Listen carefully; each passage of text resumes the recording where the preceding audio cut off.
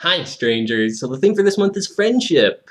And as you know, I'm a very antisocial person. I have a hard time meeting new people. I hate being around big groups of people. Having a conversation with someone takes a lot of effort out of me. So whenever I make a new friend, it's kind of a big deal to me. So the first real friend that I ever had was my friend Mike. I met him when I was really young. His family lived a couple of blocks away from mine. And basically he would come over almost every day, and he and I would run around the backyard playing make-believe, just using our imaginations to entertain ourselves. He and I aren't still in touch, but I'm extremely grateful for the time I had with him. He made growing up a lot easier to bear. Then there was Chris, who moved in next door when I was 12 or something now. He is my best friend. If you ever hear me talking about my best friend, this is him. But our friendship at the time was, well, we joked years later that it was a friendship of convenience.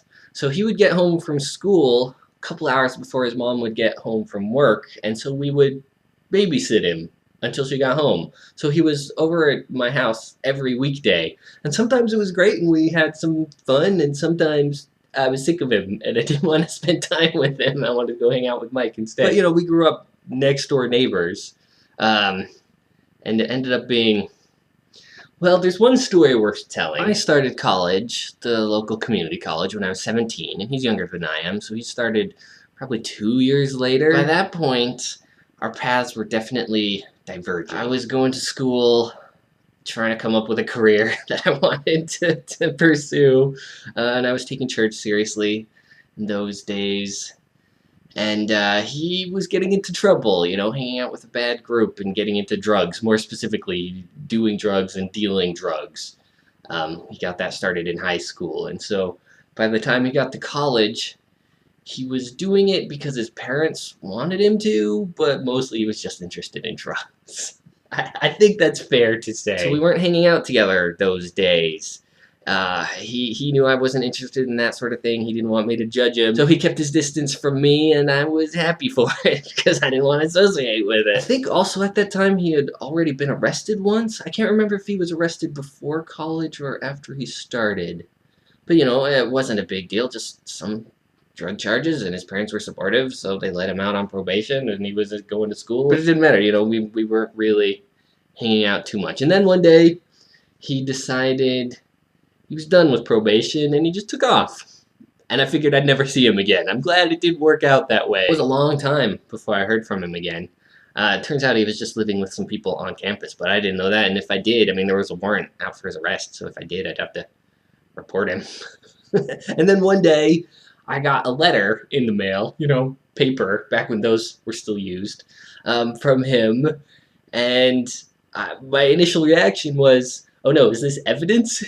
Why is he writing me? Am I going to be in trouble for reading this? But I did read it, and it turns out he was writing me from jail. They picked him up again, and he was bored and wanted to talk about games. Specifically, he wanted to talk about Magic the Gathering. So, because, he and I used to play that together all the time. So, I wrote him back, and we exchanged letters for months, probably, just talking about games and Magic and stuff. And after he got out, I was living with my parents. He moved back in with his parents, so we were next door neighbors again. And so I would go to his house all the time, and we would play Magic or watch TV. I didn't have TV at the time, so we would watch. I remember we would watch pro wrestling every Wednesday. That was a weekly thing for us. And we would just hang out, and we became good friends at that time. But he told me years later that while he was in jail, he was so bored, he wrote letters to everybody he knew. And the only people who wrote him back were his parents and me, despite the fact that he and I weren't friends at the time. I hadn't talked to him in a long time. I still wrote him back. And then when he got out, all of his friends who were there when he got into trouble, his friends from high school and college, they didn't write him back, and they got a hold of him. Hey, I heard you're out of jail. Do you want to go party again? And he said to them, no, you guys aren't my friends. Hyrum was there when I needed him. He's my friend. You guys are nothing to me. So he told me years later.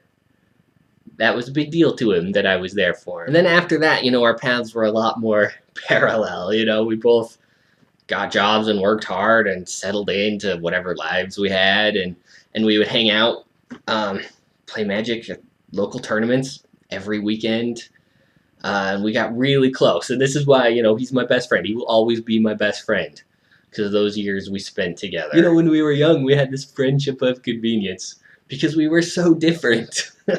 And then our paths went off like this because we were so different. And then after we settled in and spent all those years together, it was still, I think he still had the attitude that he was my only friend, and I was only spending time with him because he was my only friend. But I remember one conversation we had where I said, no, Chris, you and I are a lot the same. And then promptly changed the subject, because how embarrassing is that?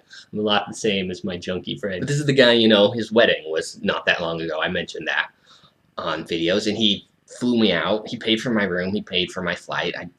Almost no expense out of my pocket, just because he wanted me there. And I was the only person that he wanted there. I mean, he didn't have any other friends at his wedding, just family. And I actually got a chance to spend a day with him and his wife not that long ago. His parents live in Nevada, and so he and his wife were visiting his parents, and they decided to drive down to see me, a 6 or 7 hour drive just to spend the day with me, which was fantastic. And he's told me he's going to try to visit them once a year, and every time he will drive down to see me. So that's how great this friendship is. When I moved away from New York, the hardest thing I gave up was hanging out with Chris. And at the time, he and I had a group of friends, playing Magic in these tournaments. We met all these other guys, and they were great guys. And I loved hanging out with them. Well, I would hang out with them pretty much every weekend, not just at the tournaments, but I would go to their houses, and we would play war games. I would have them over at my place, and I'd cook for them, which I love doing. Unfortunately, though, these guys, I'm not friends with any of them anymore. I mean, there were a handful of them who I considered myself really close with. This is the first time in my life that I had a group of friends, and they were great guys.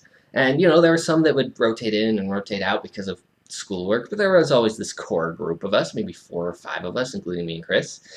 And after I moved, I signed up for Facebook for the first time because I wanted to stay friends with these guys. I wanted to keep in touch with these guys. But a year ago, or a year and a half ago, when I went back to New York for a visit, I was there for about 2 weeks, 2 or 3 weeks, and I got in touch with a few of them and told them, hey, I'm going to be in New York for a couple of weeks, probably for the last time. We have to get together. And Chris, of course, Chris and I hung out a lot during those couple of weeks. He took time off work so we could hang out more, as much time off work as he could get away with. But the rest of these guys, I never saw them. They, I drove across country to be in New York, and they couldn't get away from their girlfriends for an evening to hang out with me. That sort of thing. So our friendships, that was it. They were over. And a couple of them had tried talking to me since then, but, I mean, I don't like thinking bad things about them because the years I got to spend with them were really good. But our friendships are over. Of course, these days, pretty much all of my friends I've met through YouTube. I've met some amazing people through YouTube just making videos. It's funny, you put yourself out there, you make these videos, and people who like the same things you like show up, and you meet them, and you talk to them, and it's been, you know who you are, all the people I've made videos with.